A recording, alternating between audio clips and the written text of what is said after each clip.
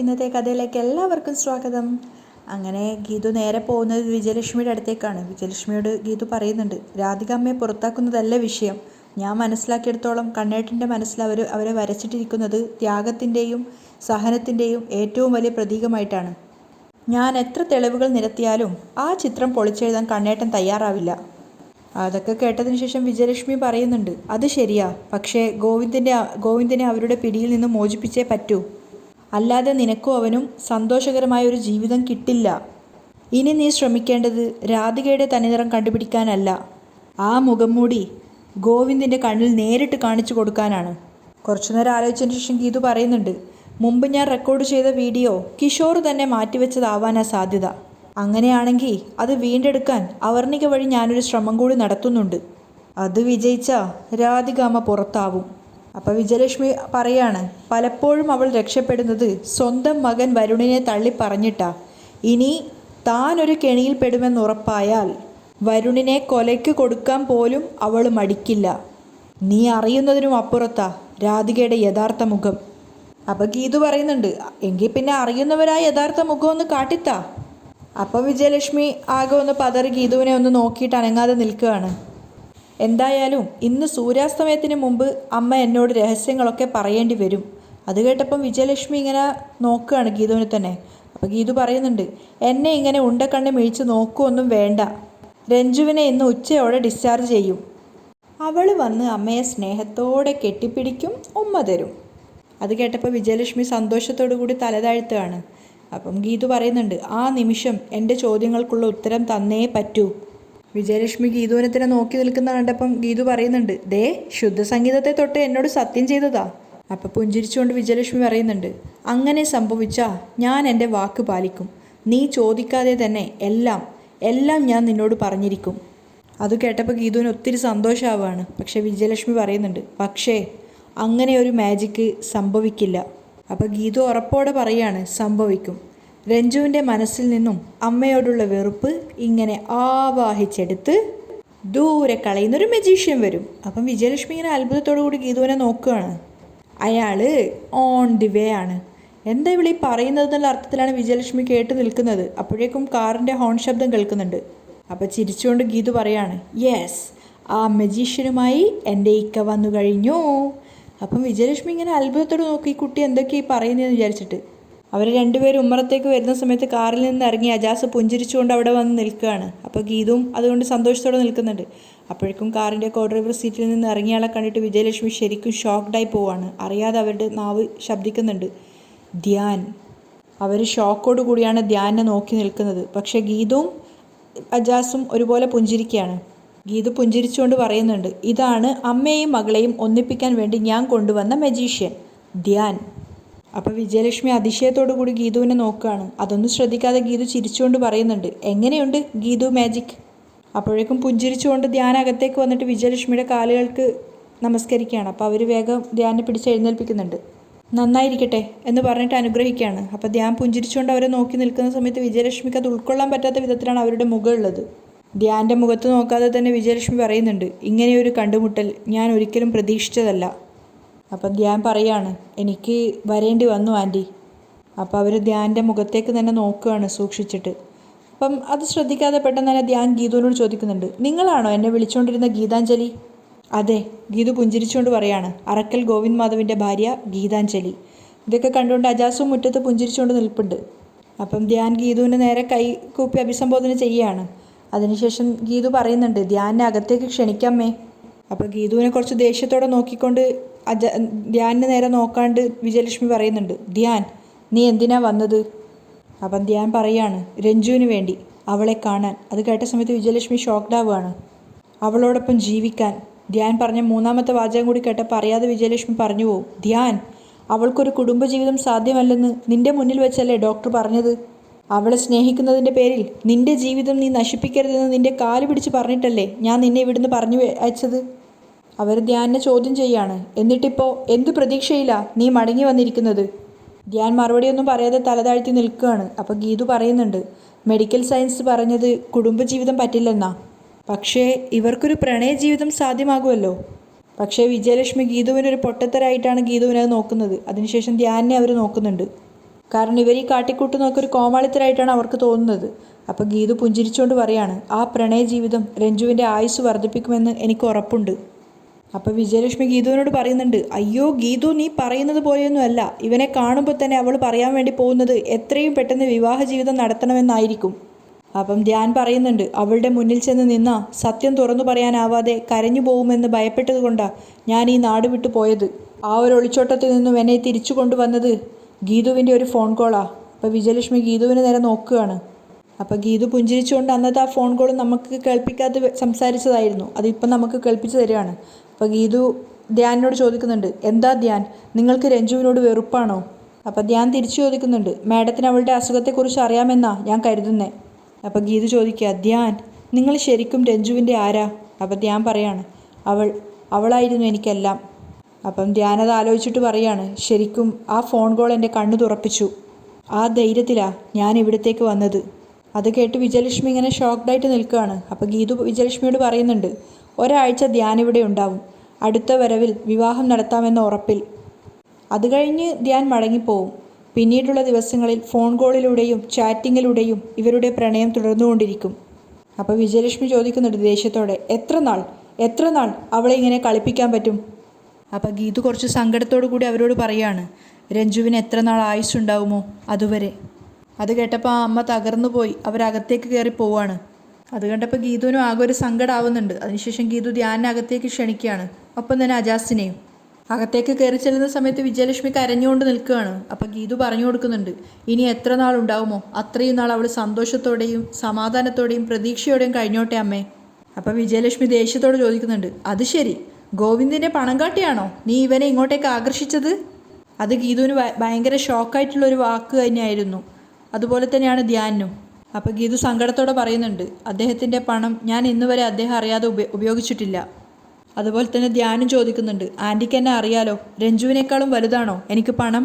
ഒരു രോഗത്തിൻ്റെ പേരിൽ അവളെ ഉപേക്ഷിച്ചു കടന്നു കളഞ്ഞല്ലോ എന്ന കുറ്റബോധം അന്നു മുതൽ എന്നെ വല്ലാതെ ബുദ്ധിമുട്ടിക്കുന്നുണ്ടായിരുന്നു. അവളുടെ രോഗവിവരം അറിഞ്ഞതിനേക്കാളും വലിയ സങ്കടമായിരുന്നു ഞാൻ അവളെ ഉപേക്ഷിച്ച് കടന്നു കളഞ്ഞതിൻ്റെ സങ്കടം. അതൊക്കെ കേൾക്കുന്ന സമയത്ത് വിജയലക്ഷ്മിക്കും ഗീതുവിനും ധ്യാനിനെ മനസ്സിലാക്കാൻ പറ്റുന്നുണ്ടായിരുന്നു. അപ്പം ധ്യാൻ സങ്കടത്തോടെ പറയാണ്, ഒരു യാത്ര പോലും പറയാതെ ഒരു കള്ളനെ പോലെ ഞാൻ അവളുടെ മുന്നിൽ നിന്ന് ഓടിപ്പോയി. അപ്പോഴേക്കും അജാസും അങ്ങോട്ടേക്ക് കയറി വരികയാണ്. ഞാൻ ചെയ്ത ഏറ്റവും വലിയ തെറ്റാ, അതിന് പരിഹാരം ചെയ്യാൻ ഞാൻ തീരുമാനമെടുത്തതാ. അതിന് കാരണം ഗീതുവിൻ്റെ ഒരൊറ്റ ചോദ്യമാണ്, ധ്യാൻ, വിവാഹശേഷമാണ് ശിവരഞ്ജനിക്ക് ഇങ്ങനെ ഒരു അസുഖമുള്ളതെന്ന് നിങ്ങൾ അറിഞ്ഞാൽ അവൾ നിങ്ങൾ ഉപേക്ഷിക്കുമായിരുന്നോ? അത് ശരിക്കും ധ്യാൻ്റെ കണ്ണു തുറപ്പിക്കുന്ന ഒരു ചോദ്യം തന്നെയായിരുന്നു. അടുത്തതായിട്ട് ഗീതു ചോദിച്ചത്, നിങ്ങളുടെ വിവാഹം കഴിഞ്ഞ് നിങ്ങൾക്കൊരു കുഞ്ഞു ജനിച്ചാൽ ആ കുഞ്ഞിനാണ് ഇങ്ങനെ ഒരു അസുഖം ഉണ്ടായതെങ്കിൽ അങ്ങനെ വരാതിരിക്കട്ടെ, നിങ്ങളതിനെ വേണ്ടെന്ന് വെക്കുമോ? ആ ചോദ്യങ്ങളൊക്കെ ശരിക്കും ധ്യാൻ്റെ ഉള്ളിൽ തറക്കുന്ന ടൈപ്പ് ചോദ്യങ്ങളായിരുന്നു. അതിനൊന്നും മറുപടിയില്ലാതെ ഗീതുവിൻ്റെ വാക്കുകൾ കേട്ട് നിൽക്കുകയാണ് ധ്യാൻ. അപ്പോൾ ഗീതു പറയുന്നുണ്ട്, സ്നേഹിക്കുന്ന പെണ്ണിനെ അവൾക്കുള്ള കുറ്റങ്ങളും കുറവുകളും ഒന്നുമില്ലാതെ അംഗീകരിക്കുന്നവനായിരിക്കണം യഥാർത്ഥ ആണ്. അല്ലാതെ അവൾക്കെന്തെങ്കിലും ഒരു അസുഖം ഉണ്ടായാൽ ഓടി രക്ഷപ്പെടുന്നവനാവരുത്. അതൊക്കെ കേട്ടപ്പോൾ ഒന്നുകൂടി ധ്യാൻ്റെ കുറ്റബോധം വർദ്ധിക്കുകയാണ്. വിഷമത്തോടു കൂടി ധ്യാൻ പറയുന്നുണ്ട്, ഗീതാഞ്ജലി, ഞാൻ അപ്പോഴത്തെ ഒരു ചിന്തയിൽ. അത് കേട്ടപ്പോൾ ഗീതു പറയുന്നുണ്ട്, സ്നേഹത്തിൻ്റെ കാര്യത്തിൽ ഒരാണിൻ്റെ മനസ്സിൽ എന്താണെന്ന് എനിക്കറിയില്ല, പക്ഷേ അതറിയണമെന്ന് എനിക്കിപ്പോൾ തോന്നുന്നു. ആ സമയത്ത് ധ്യാൻ്റെ കണ്ണ് നിറയുന്നുണ്ടായിരുന്നു. അന്നേരം ഗീതു പറയാണ്, കാരണം എൻ്റെ ഭർത്താവിന് വേണ്ടി ജീവൻ കളയാൻ വേണ്ടി നിൽക്കുന്നവളാണ് ഞാൻ. ആ സ്നേഹം തിരിച്ചു വേണമെന്ന് ഞാൻ ആഗ്രഹിക്കുന്നുണ്ട്. ആ വിശ്വാസത്തിലാണ് ഞാൻ ജീവിക്കുന്നത്. നിങ്ങൾ പുരുഷന്മാർ അങ്ങോട്ട് കിട്ടുന്നത് മാത്രം സ്വീകരിക്കുകയും നഷ്ടം വരുന്നു തോന്നുമ്പോൾ ഇട്ടേച്ചു പോകുന്നവരുമാണെങ്കിൽ ഒരു പെണ്ണെങ്ങനെ ഒരു ആണിനെ മനസ്സറിഞ്ഞ് സ്നേഹിക്കും? അത് ശരിയാണെന്ന് ധ്യാനിനും തോന്നുന്നുണ്ടായിരുന്നു. അപ്പോൾ ഗീതു പറയുന്നുണ്ട്, രഞ്ജു ധ്യാനിനെ വിശ്വസിച്ചാണ് ജീവിക്കുന്നത്. ഒരു രോഗത്തിനും പരാജയപ്പെടുത്താൻ കഴിയാത്ത അത്ര സ്നേഹം അവൾക്ക് നിങ്ങളോടുണ്ട്. അത് തിരിച്ചു കൊടുക്കാൻ ധ്യാനും കഴിയണം. അല്ലെങ്കിൽ വന്ന് അവളോട് പറയണം, നിനക്ക് വേണ്ടി കളയാൻ നിങ്ങൾക്കൊരു ജീവിതമില്ല എന്ന്. ഗീതുവിൻ്റെ അത്രയും ഹാർഷായിട്ടുള്ള ആ ഒരു സംസാരം ശരിക്കും ധ്യാനിനെ വേദനിപ്പിക്കുന്നത് തന്നെയായിരുന്നു. ഇതൊക്കെ കേട്ട് കഴിഞ്ഞപ്പോൾ വിജയലക്ഷ്മി അന്താളിച്ച് കേട്ട് നിൽക്കുകയാണ്. പുഞ്ചിരിച്ചുകൊണ്ട് തന്നെ അടുത്ത് ഗീതുവും ഉണ്ട്, അതുപോലെ തന്നെ ധ്യാനും. അപ്പം ഗീതുവിനെ നോക്കിയിട്ട് സ്നേഹത്തോടെയും വാത്സല്യത്തോടെയും കൂടി വിജയലക്ഷ്മി പറയുന്നുണ്ട്, ഇവിടെ വന്നിരിക്കും മോളെ. ഗീതു അവർക്ക് അരികിൽ പോയി ഇരുന്ന സമയത്ത് അജാസ് ഒന്നുകൂടെ അകത്തേക്ക് വന്നിട്ട് പറയുന്നുണ്ട്, ഇങ്ങോട്ടേക്ക് വരുന്ന വഴി ഞങ്ങൾ സംസാരിച്ചത് മുഴുവൻ ഗീതുവിനെ പറ്റിയാ. രഞ്ജുവിൻ്റെ സന്തോഷത്തിന് വേണ്ടി മാത്രമല്ല, വിജയലക്ഷ്മി മേഡവും മോളും തമ്മിലുള്ള പിണക്കം അവസാനിപ്പിക്കുന്നതിനു വേണ്ടി ഗീതു ഒരുപാട് കഷ്ടപ്പെട്ടു. വിജയലക്ഷ്മിയോടായിട്ടാണ് അജാസ് പറഞ്ഞു കൊടുക്കുന്നത്. അത് കേൾക്കുന്ന സമയത്ത് ഗീതു പുഞ്ചിരിക്കുകയാണ്. കുറ്റബോധം കൊണ്ട് വിജയലക്ഷ്മിയുടെയും അതുപോലെ തന്നെ ധ്യാനും സങ്കടമാവുന്നുണ്ടായിരുന്നു. ധ്യാൻ കാനഡയിൽ നിന്നും ഇവിടെ എത്തിയപ്പോഴാണ് എനിക്കതിൻ്റെ ആഴം മനസ്സിലായത്. അജാസ് പറയാണ്. വിജയലക്ഷ്മി അത് അംഗീകരിച്ചുകൊണ്ട് തലയാട്ടുകയാണ്. അപ്പോൾ ധ്യാനും പറയുന്നുണ്ട്, ഗീതു ഇടപെട്ടില്ലായിരുന്നെങ്കിൽ ഞാനും രഞ്ജുവും ഇനി തമ്മിൽ കാണില്ലായിരുന്നു. അപ്പം വിജയലക്ഷ്മി സങ്കടത്തോടെ നോക്കുകയാണ്. അപ്പോൾ അജാസ് പറയുന്നുണ്ട്, എൻ്റെ ഈ പെങ്ങൾ പ്രാർത്ഥിക്കുന്നത് പോലെയേ ഇപ്പോൾ പടച്ചോൻ പോലും ഇടപെടുള്ളൂ. അത് കേട്ടപ്പോൾ അവർ 3 പേരും പുഞ്ചിരിക്കുകയാണ്. അപ്പം അജാസ് പറഞ്ഞു കൊടുക്കുന്നുണ്ട്, രഞ്ജുവിനെ ചികിത്സിക്കാനുള്ള മൃതസഞ്ജീവിനി ഇനി ധ്യാനിൻ്റെ പ്രണയം മാത്രമാണ്. അതിന് ഫലം ഉണ്ടാവും. അപ്പം ധ്യാൻ തലയാട്ടുകയാണ്. മാത്രമല്ല വിജയലക്ഷ്മി സങ്കടത്തോടു കൂടി അത് അംഗീകരിക്കുകയാണ്. അപ്പം എല്ലാവരോടുമായിട്ട് വിജയലക്ഷ്മി പറയുന്നുണ്ട്, ശിവരഞ്ജനിക്ക് വേണ്ടി ഒരു ചെറുപ്പക്കാരൻ്റെ ജീവിതം നഷ്ടപ്പെടുത്താൻ ഞാൻ തയ്യാറല്ലായിരുന്നു. അതുകൊണ്ട് മാത്രമാണ് അവളുമായിട്ടുള്ള ബന്ധങ്ങളൊക്കെ അവസാനിപ്പിച്ചിട്ട് പോവാൻ ഞാൻ ധ്യാനോട് ആവശ്യപ്പെട്ടത്. അപ്പോൾ ഗീതു ചോദിക്കുന്നുണ്ട്, എന്നിട്ട് ധ്യാനിന് നല്ലൊരു ജീവിതം കിട്ടിയോ?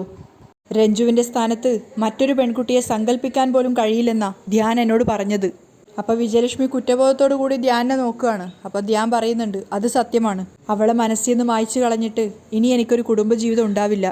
അത് കേൾക്കുന്ന സമയത്ത് വിജയലക്ഷ്മി സങ്കടത്തോടു കൂടി തലതാഴ്ത്തുകയാണ്. അതുകൂടെ കാണുന്ന സമയത്ത് ധ്യാൻ വന്നിട്ട് വിജയലക്ഷ്മിയുടെ അരികെ ഇരുന്നിട്ട് ചോദിക്കുന്നുണ്ട്, ആൻറ്റി, രഞ്ജുവിൻ്റെ ആയുസ് കൂട്ടിക്കിട്ടാൻ, അവൾ സന്തോഷത്തോടെ ഓരോ ദിവസവും കഴിയാൻ, അവളെ സ്നേഹിച്ച് ജീവിക്കാൻ എന്നെ അനുവദിക്കണം. അതിന് മറുപടിയൊന്നും പറയാൻ പറ്റാതെ അവർ കരഞ്ഞുകൊണ്ട് കേട്ടിരിക്കുകയാണ്. അപ്പോഴേക്കും ഗീതുവിൻ്റെ ഫോണിലേക്ക് ഗോവിന്ദ് വിളിക്കുന്നുണ്ടായിരുന്നു. രഞ്ജുവിനെ ഡിസ്ചാർജ് ചെയ്യാൻ വേണ്ടിയിട്ട് ഹോസ്പിറ്റലിൽ എത്തിയിട്ട് വിളിക്കുന്നതാ. ഗീതു എല്ലാവരോടായിട്ട് പറയുന്നുണ്ട്, കണ്ണേട്ടൻ്റെ അടുത്തുനിന്ന് രഞ്ജുവിനെ എങ്ങനെ തന്ത്രപരമായിട്ട് ഇവിടെ എത്തിക്കാമെന്നാ ഞാനിപ്പോൾ ചിന്തിക്കുന്നത്. അതെല്ലാവരെയും ആശയക്കുഴപ്പത്തിലാക്കിയൊരു ചോദ്യം തന്നെയാണ്. അപ്പോൾ അജാസ് ധൈര്യം കൊടുത്തിട്ട് പറയുന്നുണ്ട്, പെങ്ങൾ ധൈര്യമായിട്ട് മുന്നോട്ട് പോയിക്കോ, പെങ്ങളുടെ ആഗ്രഹം സാധിക്കാൻ ദൈവം കൂടെ ഉണ്ടാവും. അത് കേട്ടതും ഗീതു വേഗം ഫോൺ എടുത്തിട്ട് പറയുന്നുണ്ട്, കണ്ണേട്ടാ, ഞാൻ ഹോസ്പിറ്റലിലേക്ക് വന്നുകൊണ്ടിരിക്കുക. പക്ഷേ എല്ലാവരും ആശയക്കുഴപ്പത്തിൽ തന്നെയാണുള്ളത്, എങ്ങനെ രഞ്ജുവിനോട് എത്തിക്കും എന്ന് ചിന്തിച്ചിട്ട്. അതേസമയം വിലാസിന് ഇങ്ങനെ ഫുഡൊക്കെ ഓർഡർ ആക്കിയിട്ട് അതിനുവേണ്ടി കാത്തു നിൽക്കുകയാണ്. അപ്പോഴേക്കും ഡെലിവറി ബോയ് അതും കൊണ്ട് വരുന്നുണ്ട്. അപ്പോൾ അവനോട് ചോദിക്കുന്നുണ്ട്, മോനെ ചിക്കനൊക്കെ നന്നായിട്ട് പൊരിഞ്ഞിട്ടുണ്ടാവില്ലേ? അപ്പോൾ ആ ചെക്കൻ പറയുന്നുണ്ട്, അതൊന്നും എനിക്കറിയില്ല, ഹോട്ടലിൽ വിളിച്ച് നോക്കും. അപ്പോൾ 1000 രൂപ കൊടുത്ത സമയത്ത് അവൻ പറയുന്നുണ്ട്, എനിക്ക് തിരിച്ചു തരാൻ ചില്ലറയില്ല എന്ന് പറയുന്ന സമയത്ത്, അത് ബാക്കി 400 രൂപയല്ലേ, അത് നീ ടിപ്പ് വെച്ചോ, നാളെ നീ തന്നെ ഇങ്ങോട്ടേക്ക് വരണേന്നൊക്കെ പറയാണ്. ആ പയ്യൻ ഭയങ്കര സന്തോഷത്തോടു കൂടിയാണ് അവിടുന്ന് പോകുന്നത്. അപ്പം പ്രിയയും വിനോദും കൂടെ അങ്ങോട്ടേക്ക് വന്നപ്പോൾ പ്രിയ ചോദിക്കുന്നുണ്ട്, ഇങ്ങനെ ആർഭാടം കാണിക്കാൻ നമുക്ക് എവിടുന്ന് ഇത്രയും കാശ്? അയ്യോ, അതിപ്പോൾ നീ അറിയണ്ട, എനിക്ക് കാശ് തന്നയാൾ പറഞ്ഞത് ഞാൻ നന്നായിട്ട് ഭക്ഷണം കഴിച്ച് റെസ്റ്റ് എടുക്കണമെന്നാ. പക്ഷേ നീ ഉണ്ടാക്കുന്ന ഭക്ഷണം വായി വെക്കാൻ കൊള്ളത്തില്ലല്ലോ, അതുകൊണ്ടാണ് ഞാൻ ഫുഡ് ഓർഡർ ആക്കുന്നത്. അപ്പോൾ പ്രിയം പറയുന്നുണ്ട്, അതുകൊണ്ടാണ് ഞാൻ അമ്മയോട് തന്നെ എപ്പോഴും ഭക്ഷണം ഉണ്ടാക്കാൻ പറയുന്നത്, അമ്മ കിച്ചണിൽ പോയി ഭക്ഷണം ഉണ്ടാക്കി. അയ്യടാ മോളെ, അങ്ങനെ ഞാനുണ്ടാക്കിയിട്ട് നീ തിന്നണ്ട. എനിക്ക് കാശ് തന്നയാൾക്ക് ഞാൻ ജോലി ചെയ്യുന്നത് ഇഷ്ടേ അല്ല. ഇനി അങ്ങോട്ടുള്ള എൻ്റെ ജീവിതം കാശ് കൊണ്ടുള്ള ആറാട്ടായിരിക്കും, നിങ്ങൾ കണ്ടോ എന്നൊക്കെ പറഞ്ഞൊരു ചിരിയൊക്കെ ചിരിച്ചിട്ടാണ് വിലാസിനി അവിടുന്ന് പോകുന്നത്. അവർ പോയപ്പം പ്രിയ ചോദിക്കുന്നുണ്ട്, വിനോദേ, അമ്മയ്ക്ക് എന്താ പറ്റിയത്? എന്തു പറ്റാൻ, അമ്മയുടെ അച്ഛൻ്റെയും കയ്യിൽ ഇഷ്ടം പോലെ കാശുണ്ട്, ഞാൻ മാത്രം വെറും പിച്ച. എനിക്ക് കിട്ടുന്ന ശമ്പളം പോലും കൈകാര്യം ചെയ്യുന്നത് നീയല്ലേ? അത് കേട്ടപ്പോൾ പ്രിയക്ക് ചിരി വരികയാണ്. അപ്പോൾ വിനോദ് പറയുന്നുണ്ട്, എന്നെ നീ ഒതുക്കി, പറ്റുമെങ്കിൽ അമ്മയും അച്ഛനെയും കൂടി ഒന്ന് ഒതുക്ക്. അപ്പം പ്രിയ ചിരിച്ചുകൊണ്ട് പറയാണ്, വിനോദിനെ ഞാൻ ഒതുക്കിയതേ ഗീതു ചേച്ചിയുടെ സഹായം കൊണ്ടാ. ആ സഹായം ഉപയോഗിച്ച് തന്നെ ഞാൻ നമ്മുടെ അച്ഛനെയും അമ്മയും ഒതുക്കും. അപ്പോഴേക്കും പ്രിയയുടെ ഫോണിലേക്ക് രാധിക വിളിക്കുന്നുണ്ട്, എൻ്റെ അമ്മയാ. ആ, ഗീതു ചേച്ചി എത്ര ഒതുക്കാൻ ശ്രമിച്ചിട്ടും ഒതുങ്ങാത്ത ആള് നിൻ്റെ അമ്മ. എടുത്തോ, വിനോദ് കളിയാക്കിക്കൊണ്ട് പറയാണ്. ഫോൺ എടുക്കും മുന്നേ പ്രിയ പറയുന്നുണ്ട്, ഓ, എൻ്റെ അമ്മയെ അങ്ങനെ ഒതുക്കാമെന്നൊന്നും ആരും കരുതണ്ട. എന്നിട്ട് ഫോൺ എടുക്കുകയാണ്. ഹലോ അമ്മ. അപ്പോൾ രാധിക ചോദിക്കുകയാണ്, നീ എന്താ മോളെ ഇപ്പം ഇങ്ങോട്ടേക്കൊന്നും വരാത്തത്? അപ്പോൾ പ്രിയ ചിരിച്ചുകൊണ്ട് പറയുന്നുണ്ട്, ഒരാഴ്ച മുമ്പല്ലേ ഞാൻ അങ്ങോട്ടേക്ക് വന്നത്. അപ്പോൾ രാധിക ചോദിക്കുകയാണ്, ഇത്രയും അടുത്ത് താമസിച്ചിട്ട് നീ ആഴ്ചയും ദിവസമൊക്കെ നോക്കിയാണ് ഇങ്ങോട്ടേക്ക് വരുന്നത്? വിവാഹം കഴിച്ച അയച്ചെങ്കിലും നിനക്ക് കിട്ടേണ്ട ചില അവകാശങ്ങളൊക്കെ ഉണ്ട്, അതേക്കുറിച്ച് നീ എന്താ അന്വേഷിക്കാത്തത്? അപ്പം പ്രിയ സംശയത്തോട് ചോദിക്കുന്നുണ്ട്, ഞാനിനി എന്താ അവകാശം ചോദിക്കാനാ? ചോദിക്കാതെ തന്നെ ഗോവിന്ദേട്ടൻ എനിക്കെല്ലാം തരുന്നുണ്ടല്ലോ. അപ്പം രാധിക പറയാണ്, നിന്നെ ഡെലിവറിക്കായി ആഘോഷപൂർവ്വം ഇങ്ങോട്ട് കൂട്ടിക്കൊണ്ടു വരേണ്ട സമയം കഴിഞ്ഞു, അതേക്കുറിച്ച് ഒരു വാക്കെങ്കിലും കണ്ണൻ നിന്നോട് പറഞ്ഞോ? അപ്പം പ്രിയ ഇത്രയേ ഉള്ളൂ എന്നൊരർത്ഥത്തിൽ ചോദിക്കുന്നുണ്ട്, ഇന്നത്തെ കാലത്ത് അങ്ങനത്തെ ചടങ്ങൊക്കെ ഉണ്ടോ അമ്മേ? എനിക്കെപ്പോൾ വേണേലും അങ്ങോട്ടേക്ക് വരാലോ. അപ്പം രാധിക പറയാണ്, ഇതങ്ങനെയല്ല, ഇതൊരു ചടങ്ങാ. ഞങ്ങൾ വന്ന് നിന്നെ പ്രസവത്തിനായി കൂട്ടിക്കൊണ്ടുവരുന്ന ചടങ്ങ്. അതിനൊന്നിനും ഇപ്പോൾ കണ്ണനോ ഗീതുവിനോ ഒന്നും സമയമില്ല. അപ്പം പ്രിയ പറഞ്ഞു കൊടുക്കുന്നുണ്ട്, ഏട്ടൻ്റെ തിരക്ക് എന്നെക്കാളും നന്നായിട്ട് അമ്മയ്ക്ക് അറിയില്ലേ? അപ്പോൾ രാധിക ദേഷ്യത്തോടെ പറയുന്നുണ്ട്, എന്ത് തിരക്ക്? ഇതേപോലെ പ്രധാനപ്പെട്ട കാര്യങ്ങൾക്കൊന്നും സമയമില്ലാന്ന് പറഞ്ഞ് മാറി നടക്കുന്ന അവൻ ഇവിടെ കൊണ്ട് ഇരുത്തിയിട്ടില്ലേ ഒരു ബെസ്റ്റ് ഫ്രണ്ടിനെ. അവളുടെ എല്ലാ കാര്യങ്ങൾക്കും ഓടി നടക്കുന്നുണ്ട്. അത് കേട്ടതും പ്രിയക്ക് ഷോക്കാവാണ്. അപ്പോൾ രാധിക അടുത്തത് കുത്തി കൊടുക്കുന്നുണ്ട്, നിന്റെ സ്ഥാനത്ത് അവനിപ്പോൾ സ്നേഹിക്കുന്നത് അവളെയാ. പ്രിയ ഒന്നുകൂടെ അപ്സെറ്റ് ആവുകയാണ്. കാരണം അത് പ്രിയക്ക് സഹിക്കാൻ കഴിയുന്ന ഒരു വാർത്തയായിരുന്നില്ല. അപ്പോൾ രാധിക പറയുന്നുണ്ട്, അതറിയണമെങ്കിൽ നീ ഒന്ന് അന്വേഷിച്ച് നോക്ക്. ഗീതു അവൾക്ക് സപ്പോർട്ടാ, കണ്ണനിപ്പോൾ രഞ്ജുവാ എല്ലാം. അപ്പം കരഞ്ഞുകൊണ്ട് തന്നെ പ്രിയ പറയുന്നുണ്ട്, അമ്മേ അങ്ങനെ സംഭവിക്കില്ല. ഏട്ടന് ഒരേ ഒരു പെങ്ങളേ ഉള്ളൂ, അത് ഞാനാ. അപ്പോൾ രാധിക മൂർച്ചയേർക്കുകയാണ്. അതൊക്കെ ആദ്യം, ഇപ്പോൾ ആ സ്നേഹമൊക്കെ മാറി. രഞ്ജു ഇപ്പോൾ ഹോസ്പിറ്റലിലാ. കൂടെ നിന്ന് ശുശ്രൂഷിക്കുന്നത് കണ്ണനും ഗീതുവും ചേർന്നിട്ടാ. ഇന്ന് ഹോസ്പിറ്റലിൽ നിന്ന് ഗീതു തന്നെ വീണ്ടും അവളെ ഇങ്ങോട്ടേക്ക് കൊണ്ടുവരും. പ്രിയ ഓരോ വാർത്തയും ഷോക്കോടെയാണ് കേട്ടു നിൽക്കുന്നത്. അപ്പം രാധിക അടുത്തടുത്തത് പറയാണ്, ഗീതുവിനും ഗോവിന്ദിനും അവളിപ്പോൾ സ്വന്തം അനിയത്തിയെ പോലെയാ. അതൊന്നും പ്രിയക്ക് ഒരിക്കലും സഹിക്കാനാവുന്ന കാര്യങ്ങളല്ലാന്ന് രാധികയ്ക്ക് തന്നെ നന്നായിട്ട് അറിയാം. അവൾ വീണ്ടും ഈ വീട്ടിലോട്ട് വന്നാ ഈ വീട്ടിൽ നിന്നും ഗോവിന്ദിൻ്റെ മനസ്സിൽ നിന്നും നീ ഔട്ട്. അപ്പം കരഞ്ഞുകൊണ്ട് പ്രിയ പറയുന്നുണ്ട്, ഞാൻ ഇപ്പം തന്നെ ഏട്ടനെ വിളിക്കട്ടെ? എന്തിനാ അവൾക്ക് ഇത്ര പ്രാധാന്യം കൊടുക്കുന്നതെന്ന് ഞാൻ ചോദിക്കട്ടെ? ഏയ്, നീ ഫോണിൽ വിളിക്കണ്ട. ചോദിച്ചാ അവൻ പലതും പറഞ്ഞ് ഒഴിഞ്ഞു മാറും. നീ നേരിട്ട് ഇങ്ങോട്ടേക്ക് വാ. രഞ്ജു അവൾ ആരാണെന്ന് അവൻ്റെ നാവിന്ന് തന്നെ ഞാൻ നിന്നെ കേൾപ്പിച്ചു തരാം. സമയം കളയണ്ട, വിനോദിനെയും കൂട്ടി ഇപ്പം തന്നെ ഇങ്ങോട്ടേക്ക് വരണം. ആ, ഞാൻ വരാം. കരഞ്ഞുകൊണ്ട് തന്നെയാണ് പ്രിയ കോള് കട്ട് ചെയ്യുന്നത്. കോള് കട്ട് ചെയ്തതിന് ശേഷം രാധിക സ്വയം വിചാരിക്കുന്നുണ്ട്, കണ്ണൻ്റെ ബയോളജിക്കൽ മദർ വിജയലക്ഷ്മിയുടെ മകളെ ഇവിടെ നിന്ന് തുരത്താൻ പ്രിയ ഇവിടെ വരണം. അപ്പോഴേക്കും രാധികയുടെ ഫോണിലേക്ക് കോള് വരുന്നുണ്ടായിരുന്നു. പക്ഷെ ആ കോൾ എടുക്കാതെ അവരിങ്ങനെ ഒരു അഹങ്കാരത്തോടു കൂടി നിൽക്കുകയാണ്. ആ ഒരു ഭാഗത്തായിട്ടാണ് ഇന്നത്തെ എപ്പിസോഡ് അവസാനിക്കുന്നത്.